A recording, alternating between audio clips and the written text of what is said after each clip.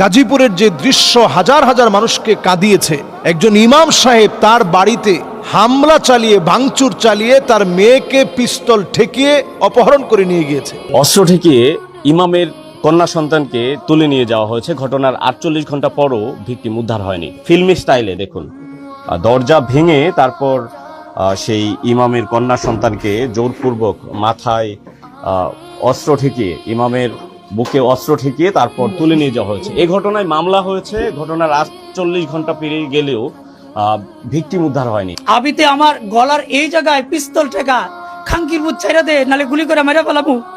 আমার মেয়েটা বলে, বাবা আমাকে বাঁচাও, পৃথিবীর বুকে আমি একমাত্র বাবা, আমি একমাত্র বাবা। কত ছিলাম, কত কিছু হয়েছে, এরকম ঘটনা কখনো হয় নাই। একটা মেয়েকে তার বাবার বুকের থেকে অস্ত্র থেকে বাস্তব নিয়ে যা, এটা একমাত্র জীবন্ত সাক্ষী আমি। আজকে একটি দুঃখজনক বিষয় আমি পরিষ্কার ভাষায় বলতে চাই। এই দেশের মধ্যে আমরা অনেক সময় কোনোভাবেই নিরাপত্তা বোধ করি না। আজকে আমরা গাজীপুরের একটা দৃশ্য দেখে চোখে পানি আটকায় রাখতে পারি নাই। গাজীপুরের যে দৃশ্য হাজার হাজার মানুষকে কাঁদিয়েছে, একজন ইমাম সাহেব তার বাড়িতে হামলা চালিয়ে ভাঙচুর চালিয়ে তার মেয়েকে পিস্তল ঠেকিয়ে অপহরণ করে নিয়ে গিয়েছে। তো এই যদি আমাদের দেশের দৃশ্য হয়, এই কথাটা বললেও তো কত কষ্ট লাগে। আল ইমাম ও দামিন, একজন ইমাম হচ্ছে সবচেয়ে নিরাপদ ব্যক্তি। একজন ইমাম কখনো, আপনি কি দেখেছেন যে জোহরের নামাজ 20 মিনিট পরে শুরু হয়েছে?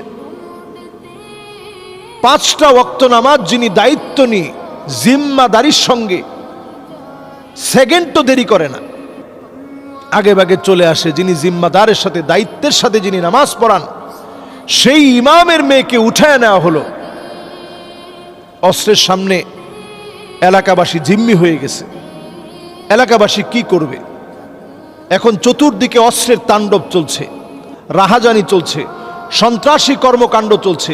অনতি বিলম্বে যদি এগুলোকে আপনারা আয়ত্তে আনতে না পারেন, তাহলে দেশ চালানোটা কঠিন হয়ে যাবে।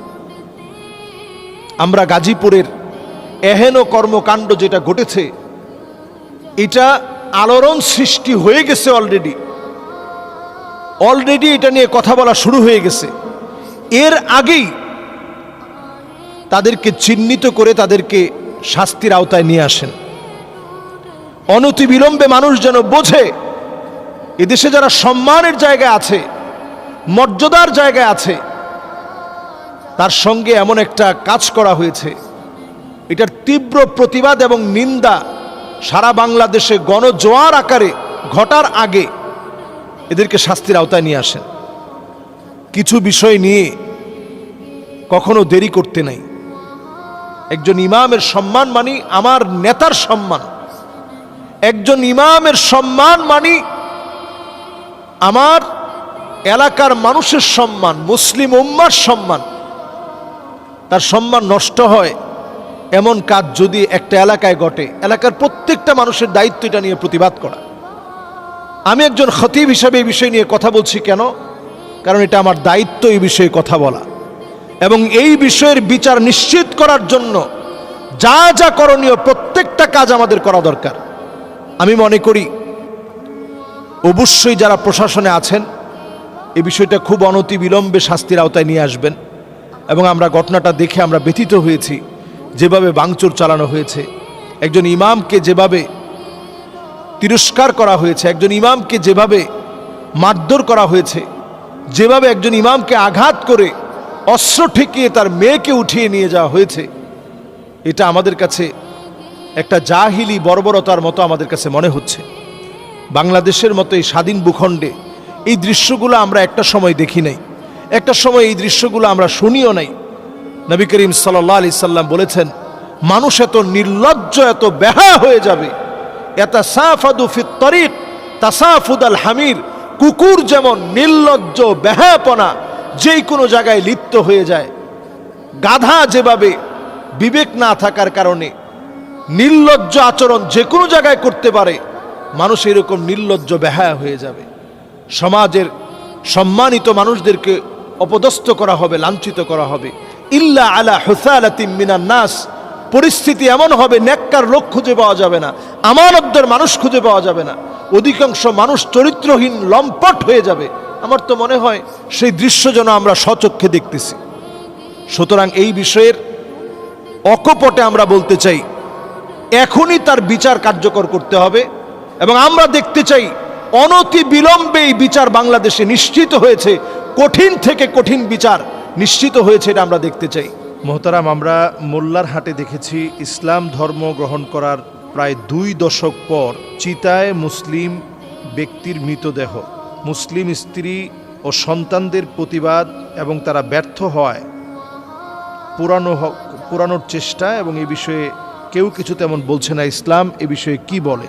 আমরা মানুষের মধ্যে, মুসলমানদের ভিতরে সচেতনতা বৃদ্ধি হোক, এটা আমরা চাই। আমি নিজেও আজকের এই দৃশ্যটা দেখে হতবাক হয়ে গেছি।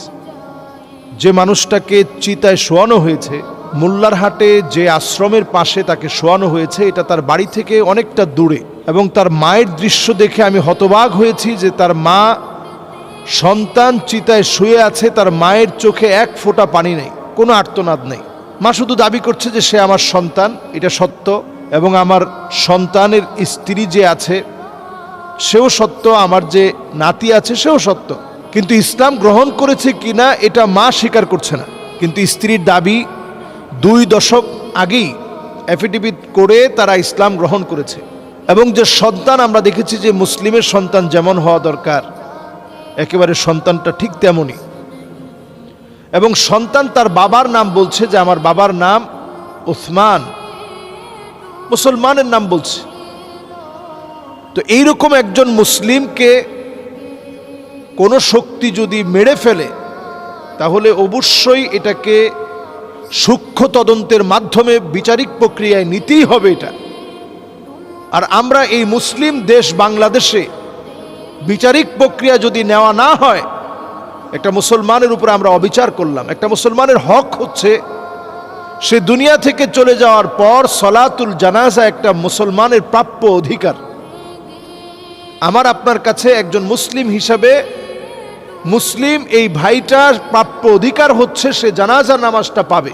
তাকে চিতার মধ্যে শোয়ানো যাবে না, তার প্রাপ্য অধিকার হচ্ছে তাকে জানাজার নামাজ পড়ে কবরস্থ করতে হবে, এটা তার অধিকার। তো এই অধিকারটা আমরা দিতে পারি নাই। এখনো বাংলাদেশে আমরা 90% উপরে মুসলিম থাকার পরেও মুসলমানরা কেন যেন অনেক জায়গায় চাপা কষ্ট বুকে নিয়ে থাকতে হয়। এমন একটা আগ্রাসন আমাদের উপরে চলছে এখনো, কেন যেন আমরা বাংলাদেশে মুসলিমরা মুসলমানদের কথাগুলো বলতে পারি না, আমরা আমাদের অধিকারটুকুন পাই না।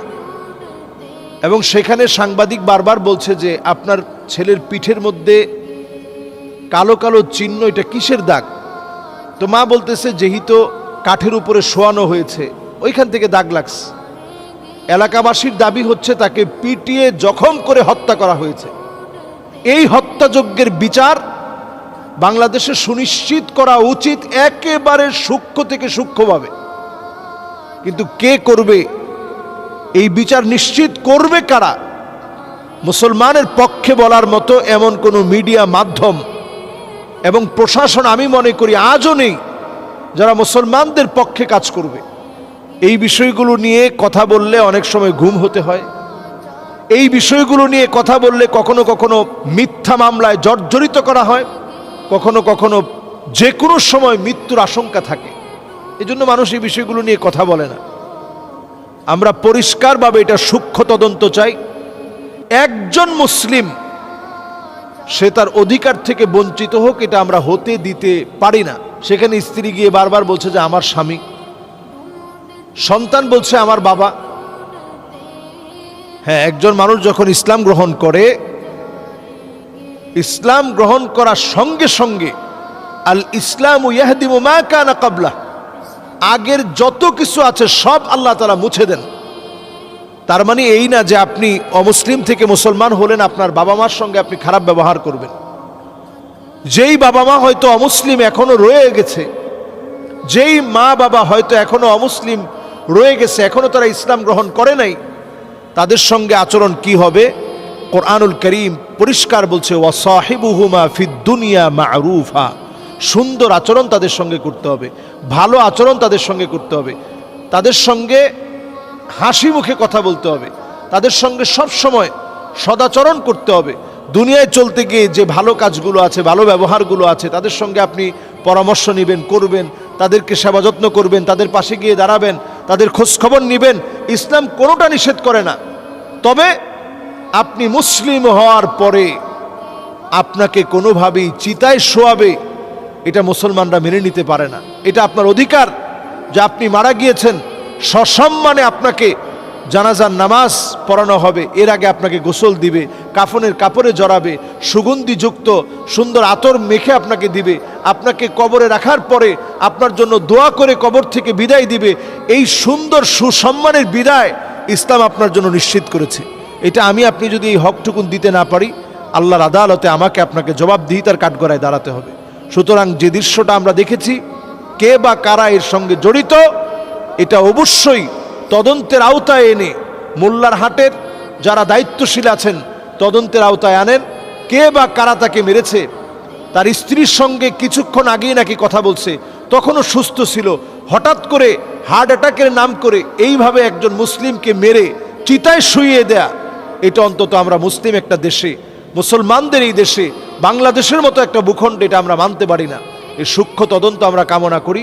আল্লাহ রাব্বুল ইজ্জাতুল জালাল মুসলমানদের সম্মান ইজ্জতের সাথে মুসলমান হিসেবে বেঁচে থেকে যেভাবে সম্মানের সঙ্গে আছি, ইন্তেকালের পরেও যেন আমরা সম্মান নিয়ে বাঁচতে পারি, এটা যেন ইনশিওর করার তৌফিক দান করেন। এটার বিচারও যেন আমরা স্বচক্ষে দেখতে পারি। এখানে কোনো ধরনের কারচুপি আমরা চাই না।